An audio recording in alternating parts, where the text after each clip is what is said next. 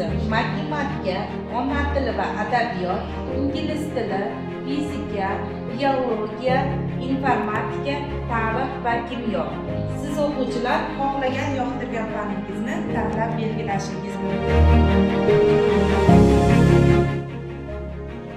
Men 9-sinfni tugatgandan so'ng kasb-hunar yo'nalishlariga kirib, o'z qiziqishlarimga mos kasbni o'rganishim mumkin.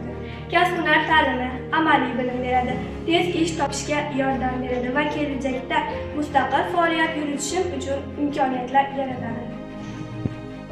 Hozir 9-sinfda o'qiyman, kelajakda IT sohasini egallamoqchiman. IT sohasi hozirgi zamon bilan hamnafas.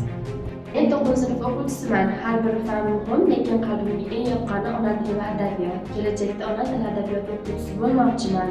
Chunki bitta dars bir inson hayotini o'zgartirishi mumkin.